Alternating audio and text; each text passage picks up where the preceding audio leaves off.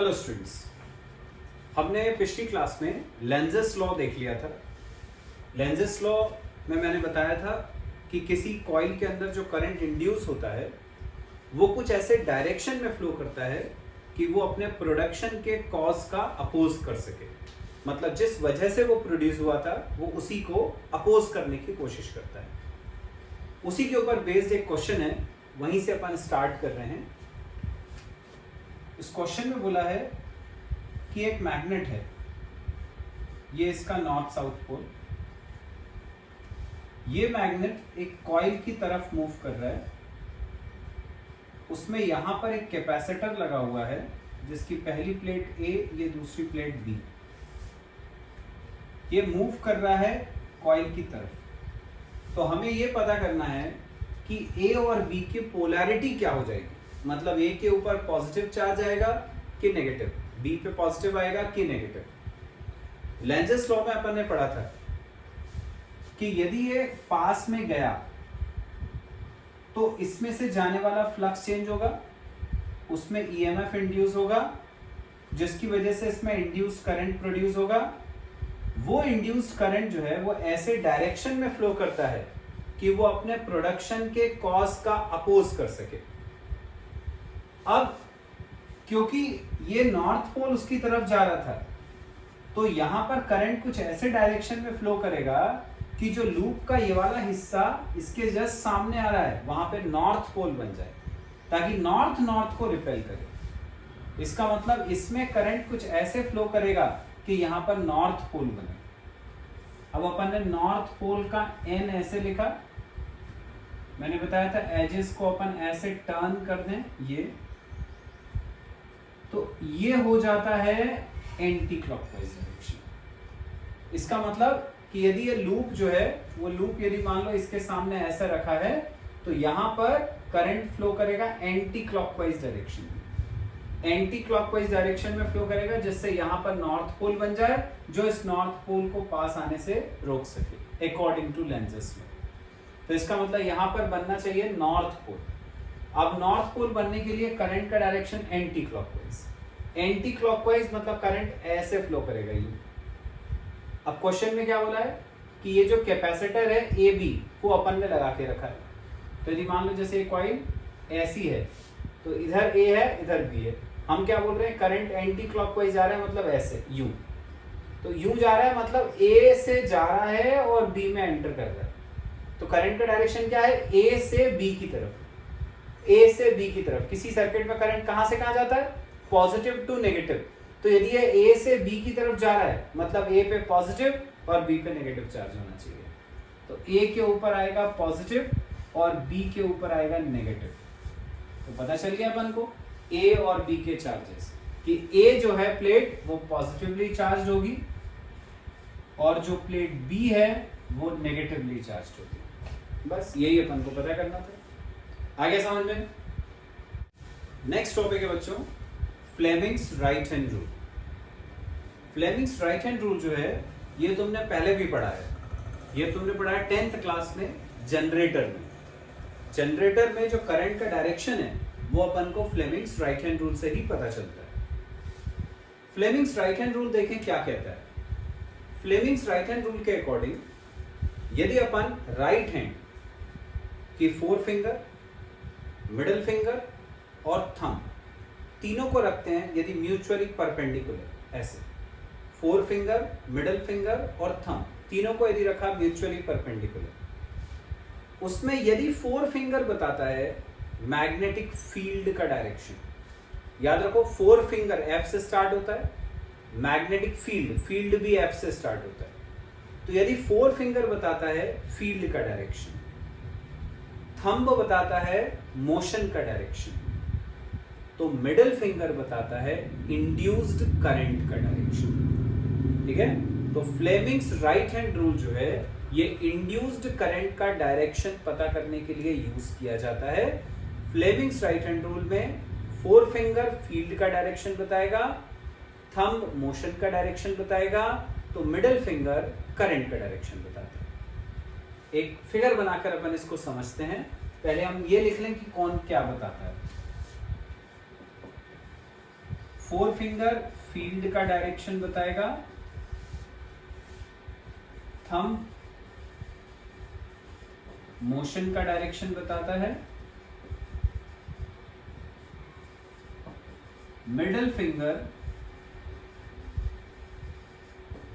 Current का direction बताता है। ठीक है, ये तीन चीजें ये इंडिकेट करते हैं। अब इसको अपन कैसे यूज करते हैं वो समझ लें। सपोज जैसे ये एक मैग्नेट का नॉर्थ पोल, ये साउथ पोल है, ये एक कॉइल है ABCD जो इस मैग्नेटिक फील्ड में मूव कर रही है। कैसे मूव कर रही है? ऐसी कॉइल है तो यूं मूव कर रही है। AB वाला पार्ट अंदर जा रहा है, CD वाला पार्ट बाहर आ रहा है। अब तुम्हें पता है कि यदि ये कॉइल मूव करी तो इसमें से जाने वाला जो मैग्नेटिक फ्लक्स है फाई, जो मैग्नेटिक लाइंस ऑफ फोर्स इसमें से पास हो रही हैं वो चेंज हो जाएंगी, है ना। जैसे कॉइल यदि ऐसी रखी है तो मैग्नेटिक लाइंस ऑफ फोर्स ये पतले रीजन में से क्रॉस करके उधर जा रही है। जब कॉइल को ऐसे मोड़ दोगे तो यही जो लाइंस ऑफ फोर्स हैं वो इस बड़े रीजन, थिक रीजन में से जाएंगे, तो फ्लक्स चेंज हो जाएगा। अब फैराडे का लॉ पढ़ा था कि जब कभी फ्लक्स चेंज होता है तो ईएमएफ इंड्यूस होता है तो करंट प्रोड्यूस होता है। मतलब इस कॉइल में से जाने वाला जो ईएमएफ है, जो फ्लक्स है, उसके चेंज होने की वजह से इसके अंदर एक ईएमएफ मतलब एक वोल्टेज प्रोड्यूस होगा, जिसकी वजह से इसमें इंड्यूस्ड करंट फ्लो करेगा। उस इंड्यूस्ड करंट का डायरेक्शन क्या होगा वो बताता है फ्लेमिंग्स राइट हैंड रूल। तो अपन लगाते हैं, मान लो आर्म AB ले रहा हूं, AB पे लगा रहा हूं Fleming's right hand rule. AB मैंने क्या बोला, कहां जा रहा है? तो AB मैंने बोला था अंदर की तरफ जा रहा है, मैंने बोला था CD बाहर की तरफ आ रहा है। मतलब कॉइल ऐसी मूव कर रही है यूं, AB अंदर जा रहा है, CD बाहर आ रहा है। AB में लगाया Fleming's right hand rule. Four finger field का डायरेक्शन, फील्ड ऐसी है, ये फील्ड का डायरेक्शन हो गया। थंब हमने पढ़ा था मोशन का डायरेक्शन। AB का मोशन कैसा है? बोर्ड के अंदर की तरफ, तो अंगूठा बताना चाहिए अंदर की तरफ। ये फील्ड हो गई, ये मोशन हो गया अंदर की तरफ, ये बता रहा है मिडिल फिंगर करंट का डायरेक्शन। ऐसा ये फील्ड, ये मोशन, ये करंट। तो करंट कहां जा रहा है? ऊपर से नीचे की तरफ। तो ये वाला जो आर्म है BA, उसमें करंट जाएगा ऐसे। CD में लगाया अपन Fleming's right hand rule. CD कैसे आ रहा था? कॉइल यूं मूव कर रही थी तो CD बाहर की तरफ आ रहा था, तो CD में मोशन बाहर की तरफ, फोर फिंगर फील्ड का डायरेक्शन नॉर्थ से साउथ ऐसे, ये मिडिल फिंगर करंट का डायरेक्शन बता रहा है ऊपर की तरफ। तो CD में ऐसे लग रहा है, करंट ऊपर की तरफ इंड्यूस होगा, इसमें करंट ऐसे ऊपर की तरफ जाएगा। ये मतलब करंट ऐसा फ्लो करता हुआ, यहां से ऐसा फ्लो करता हुआ ऐसे आएगा। तो इस तरह से अपन फ्लेमिंग राइट हैंड रूल का यूज करते हैं इंड्यूस्ड करंट का डायरेक्शन पता करने के लिए। नेक्स्ट और एक बहुत इंपॉर्टेंट टॉपिक है मोशनल ईएमएफ। ईएमएफ तुम जानते हो, इलेक्ट्रोमोटिव फोर्स।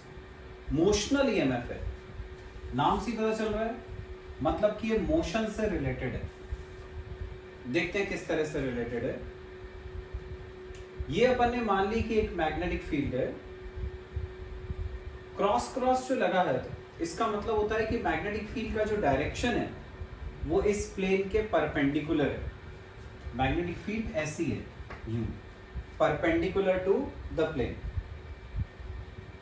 एक कॉइल तो में दिख रही है यहाँ पे PQRS।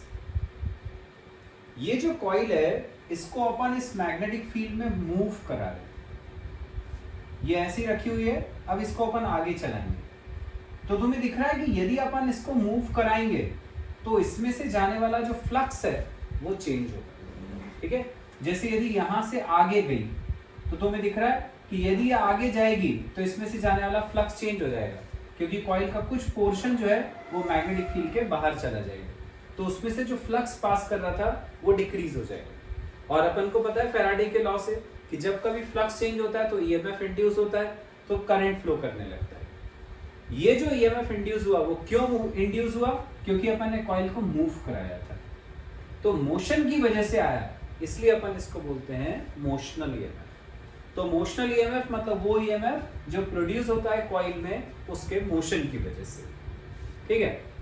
तो उसकी वैल्यू क्या होगी इंड्यूस ईएमएफ की, वो अपन को कैलकुलेट करेंगे। सपोज किसी समय t पे मान लिया अपन ने कि एट टाइम t पे जो कॉइल है वो इस पोजीशन में है जैसे मैंने बनाई हुई है।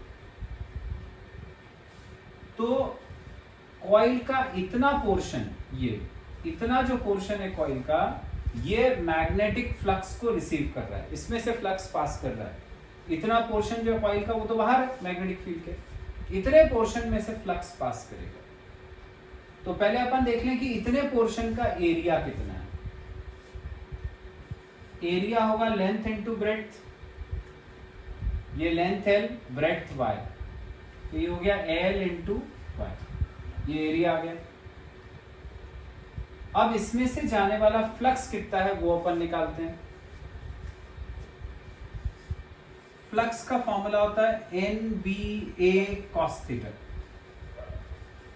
ये फ्लक्स का फॉर्मूला।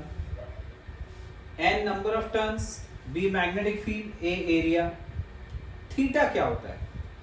थीटा का मतलब होता है कि यदि मान लो जैसे ऐसी कॉइल है, इसके ऊपर अपन ने परपेंडिकुलर बनाया N, और सपोज मैग्नेटिक फील्ड ऐसी है B, तो B और N के बीच का जो एंगल है वो होता है थीटा। तो अपन ये फॉर्मूला अब इस एरिया के लिए लगाते हैं, ये एरिया जिसमें से फ्लक्स पास कर रहा है।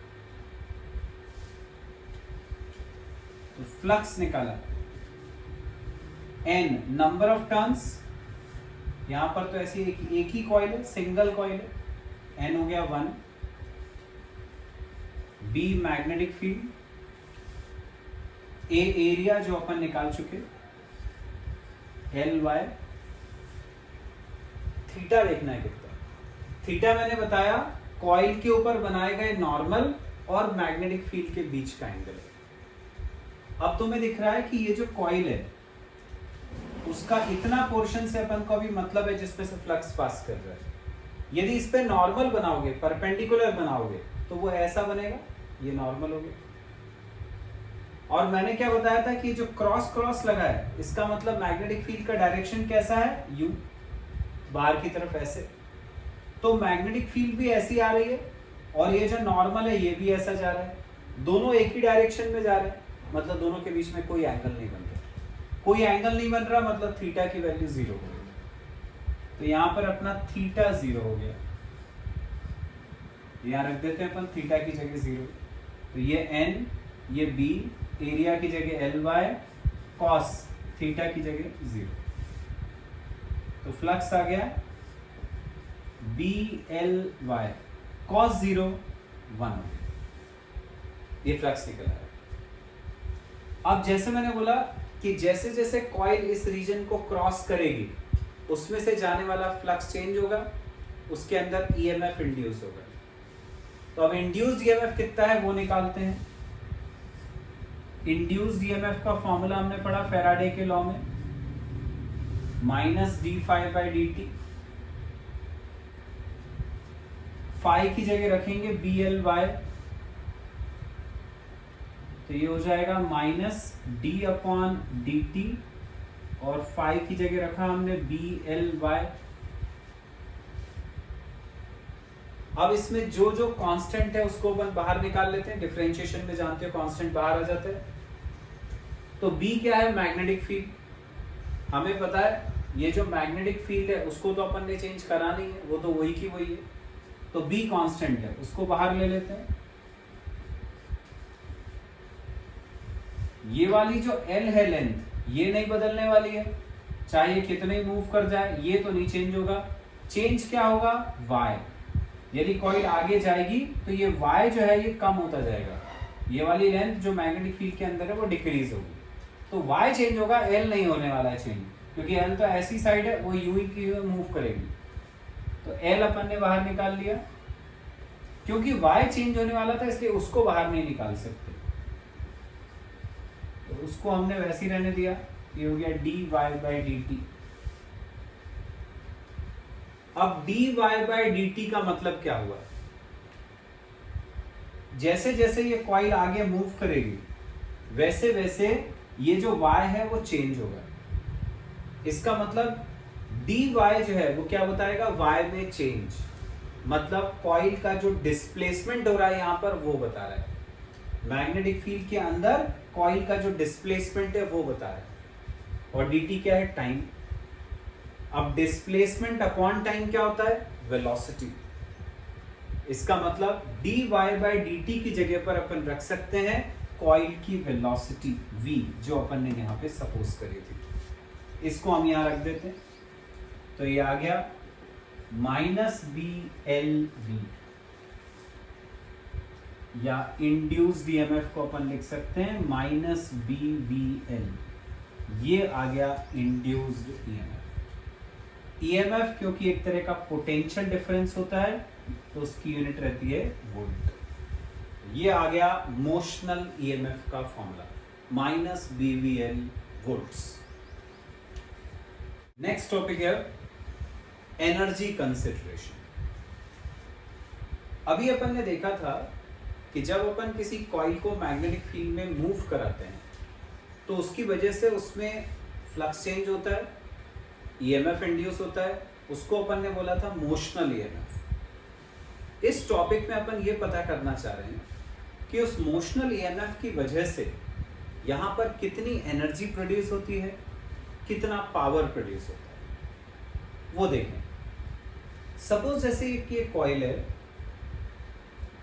उसका ये जो आर्म है PQ ये मूवेबल है, बाकी सब फिक्स है। ये वाला जो आर्म PQ है बस ये मूव कर सकता है। इसकी लेंथ L है और मान लिया मैंने कि PQ का रेजिस्टेंस R है। लेट रेजिस्टेंस ऑफ PQ का रेजिस्टेंस R है, बाकी के जो आर्म्स हैं इनका रेजिस्टेंस ऑलमोस्ट 0 है, नेग्लिजिबल रेजिस्टेंस है। बस यही वाला जो आर्म PQ है उसमें रेजिस्टेंस है। अब तुम्हें दिख रहा है कि यदि अपन इस PQ आर्म को स्लाइड करेंगे, जैसे ही अपन इसको इधर लेकर आए मान लो, तो ये एरिया जो इतना बड़ा था वो डिक्रीज हो जाएगा। PQ को उधर ले जाओगे यदि तो एरिया बढ़ जाएगा। और अपन को पता है फ्लक्स का जो फॉर्मूला होता है वो होता है NBA cos थीटा। मतलब यदि एरिया चेंज होता है तो फ्लक्स चेंज होगा, और यदि फ्लक्स चेंज होता है तो इंड्यूस्ड ईएमएफ -d∅dt से अपन पता कर चुके हैं इंड्यूस्ड ईएमएफ प्रोड्यूस हो जाता है। तो इसका मतलब जैसे ही अपन ने PQ को शिफ्ट करा तो एरिया चेंज होगा, फ्लक्स चेंज होगा, ईएमएफ इंड्यूस होगा। किस वजह से प्रोड्यूस हो रहा है ये? इसके मोशन की वजह से, मतलब ये मोशनल ईएमएफ हो गया। तो यदि मान लो अपन आर्म PQ को मूव करा रहे हैं विथ वेलोसिटी v, तो इसके अंदर ईएमएफ इंड्यूस होगा, इंड्यूस्ड ईएमएफ, जिसकी वैल्यू अपन ने पढ़ी थी BVL होती है। हमने पढ़ा था -BVL। यदि अपन सिर्फ न्यूमेरिकल वैल्यू लेते हैं तो न्यूमेरिकली E की वैल्यू हो गई BVL। अब हम ओम्स लॉ से करंट निकालते हैं। तो अपन ने पढ़ा है ओम्स लॉ में I = होता है V/R। V की जगह पर जो यहां वोल्टेज है वो है इंड्यूस्ड ईएमएफ E, तो V की जगह E रखा, तो I आ गया E/R। E की जगह पर E की वैल्यू रख देंगे BVL, तो I आ गया BVL, नीचे R ऐसे कैसे ये अपन को करंट पता चल गया जो इस PQ आर्म के अंदर प्रोड्यूस हुआ इंड्यूस्ड ईएमएफ की वजह से। तो करंट अपन ने निकाल लिया। अब अपन ने ये माना था, पहले भी पढ़ा अपन ने, कि यदि किसी कंडक्टर में करंट I फ्लो करता है, उस कंडक्टर की लेंथ यदि L है, यदि अपन ने इसको मैग्नेटिक फील्ड B में रखा हुआ है, तो हमने पढ़ा हुआ है कि इसके ऊपर एक फोर्स एक्ट करता है।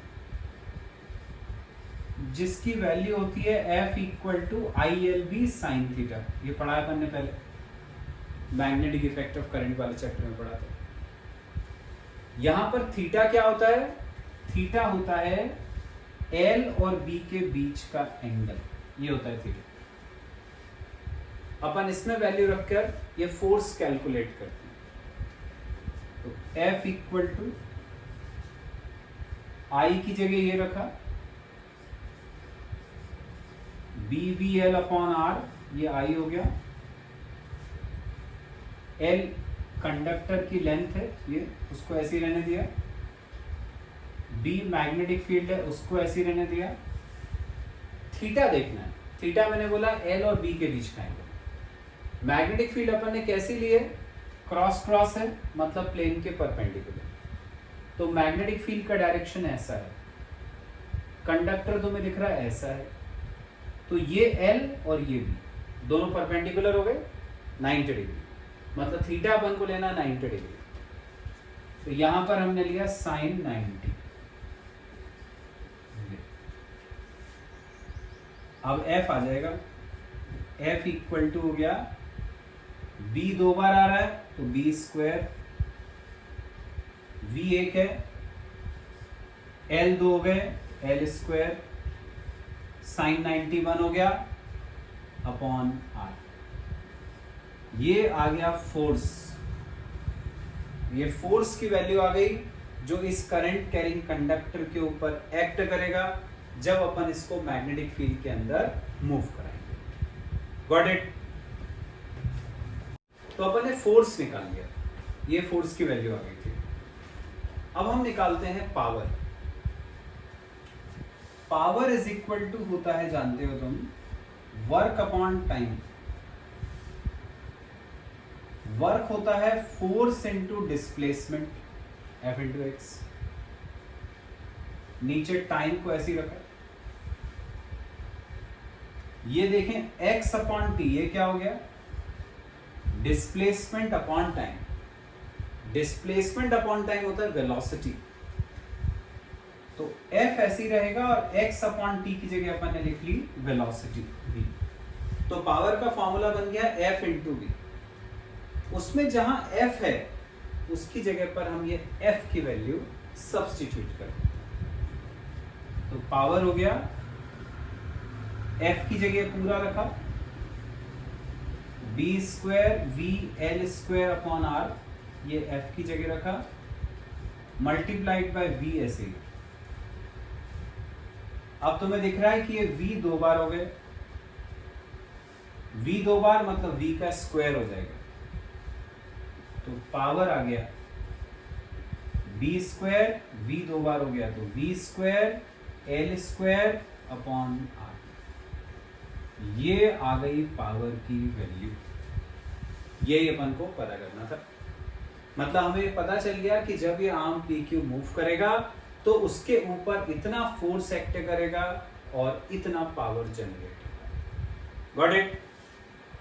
नेक्स्ट टॉपिक है बच्चों एडी करंट्स। एडी का मतलब जानते हो? एडी का मतलब होता है भंवर। हिंदी में एडी को अपन बोलते हैं भंवर।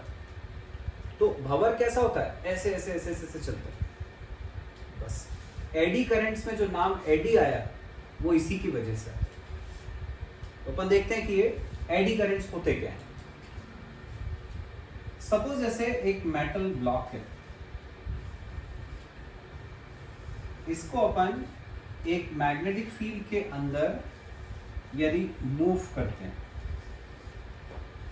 ऐसे मूव करा, ये मेटल ब्लॉक यहां रखा हुआ है और इसको अपन ने ऐसे मूव करा। जैसे ही इसको तुम मूव करोगे इसमें से जाने वाला फ्लक्स चेंज होगा। फ्लक्स चेंज होगा, फैराडे के लॉ से इसके अंदर ईएमएफ इंड्यूस होगा, E equal to minus d∅dt। EMF induce हुआ जिसकी वजह से इसमें करंट प्रोड्यूस होगा। करंट ओम्स लॉ से I इक्वल टू E/R, ये करंट प्रोड्यूस हो गया। अब हमें पता है कि जब किसी वायर में, किसी कॉइल में करंट फ्लो करता है तो उसके अंदर हीट प्रोड्यूस होती है। हीट प्रोड्यूस का फॉर्मूला हमने करंट इलेक्ट्रिसिटी में पढ़ा है, वो होता है I²RT। तो इसमें जो करंट प्रोड्यूस हुआ उसकी वजह से इसके अंदर इतनी हीट प्रोड्यूस हो जाती है। यहाँ पे तुम्हें दिख रहा है कि जो H है उसके फॉर्मूले में I² आता है, मतलब हीट जो है वो I² के प्रोपोर्शनल होती है। मतलब करंट थोड़ा सा भी यदि ज्यादा हुआ तो बहुत हाई हीट प्रोड्यूस होती है, करंट डबल होगा तो हीट 4 टाइम्स हो जाती है। अब ये जो एडी करंट्स हैं इनका डायरेक्शन कैसा होता है वो देखें, कैसे प्रोड्यूस होते हैं वो तो मैंने बता दिया। ये जो मेटल ब्लॉक है जब अपन इसको घुमाते हैं तो इसके अंदर ये करंट्स प्रोड्यूस होते हैं। ये जो करंट्स हैं इनका डायरेक्शन ऐसा होता है, ऐसे यूं ऐसे मूव करते हैं इसके अंदर। ये भंवर जैसा हो गया ना, ऐसे ऐसे ऐसे ऐसे। तो क्योंकि ये भंवर जैसे चलते हैं इसलिए अपन इनको एडी करंट्स बोलते हैं। इनकी वजह से ये जो मेटल ब्लॉक है ये बहुत गर्म हो जाता है, बहुत हाई हीट इसके अंदर प्रोड्यूस होती है।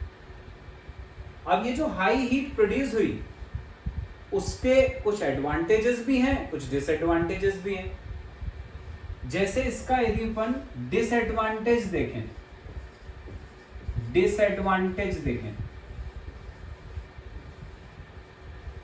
तो इसका डिसएडवांटेज जो है वो होता है मोटर में, इलेक्ट्रिक मोटर में, डायनेमो या जिसको अपन बोलते हैं जनरेटर, उसमें। कैसे होगा इसका डिसएडवांटेज? जब मोटर या डायनेमो के अंदर आर्मेचर मूव करता है ऐसा, जब वो आर्मेचर मूव करेगा तो आर्मेचर मेटल का बना हुआ है, वो मूव करा तो उसके अंदर ऐसे ऐसे फ्लक्स चेंज होने की वजह से एडी करंट्स प्रोड्यूस हो गए। अब ये एडी करंट क्या करते हैं, उस आर्मेचर को बहुत ज्यादा गर्म कर देते हैं। वो इतना गर्म हो जाता है कि उसके जो वायर्स हैं वो मेल्ट हो सकते हैं, या बहुत सारी एनर्जी का लॉस हो जाता है in the form of heat energy. तो ये एडी करंट्स का डिसएडवांटेज होता है। पर एडी करंट्स का कहीं कहीं एडवांटेज भी है। एडी करंट्स का एडवांटेज देखें कहां होता है, कहां अपन इसको यूज करते हैं। एडी करंट्स को अपन यूज करते हैं इंडक्शन फर्नेसेस में। इंडक्शन फर्नेसेस इनमें यूज करते हैं। क्या होती है इंडक्शन फर्नेस? फर्नेस है मतलब किसी को मेटल को पिघलाने के काम आएगी, मेल्ट करने के काम आएगी। तो इंडक्शन फर्नेस में अपन क्या करते हैं, जिस मेटल को भी हमें मेल्ट करना होता है हम उसके ऊपर वायर बांध देते हैं। ये कॉइल अपन ने बांध दी और इस वायर में अपन पास करते हैं ऑल्टरनेटिंग करंट। ये ऑल्टरनेटिंग करंट का साइन होता है। ऑल्टरनेटिंग करंट कैसा करंट होता है? जो लगातार बदलता रहता है, फिक्स नहीं होता है। ऑल्टरनेटिंग करंट अपन ऐसे बनाते हैं जो इंडिकेट करता है कि ये कम से ज्यादा, ज्यादा से कम हुआ, फिर अपोजिट डायरेक्शन में चला, ऐसे। तो उसकी वैल्यू कांस्टेंट नहीं है, लगातार बदलती रहती है। अब यदि इस कॉइल में जाने वाला करंट चेंज होगा तो उसकी वजह से इस कॉइल के अंदर बनने वाली जो मैग्नेटिक फील्ड है वो चेंज होगी। मैग्नेटिक फील्ड चेंज होगी तो मैग्नेटिक फ्लक्स चेंज होगा। अब वो फ्लक्स जो है वो इस जो मेटल का ब्लॉक है उसमें से भी पास करेगा, क्योंकि अपन ने उसी मेटल ब्लॉक के ऊपर कॉइल को बांधा हुआ है। तो इस मेटल ब्लॉक में से फ्लक्स चेंज हुआ, फ्लक्स चेंज हुआ तो उसमें करंट प्रोड्यूस हुआ, ये करंट की वजह से उसमें हीट प्रोड्यूस हुई, तो ये मेटल ब्लॉक बहुत गर्म हो जाता है, बहुत हाई हीट प्रोड्यूस होती है। I²RT से अपन ने देखा। ये हाई हीट इतनी ज्यादा हो जाती है कि वो इस मेटल ब्लॉक को पिघला देती है, उसको मेल्ट कर देती है। यही अपन चाह रहे थे कि मेटल फर्नेस के अंदर मेल्ट हो जाए, मेल्ट हो गई।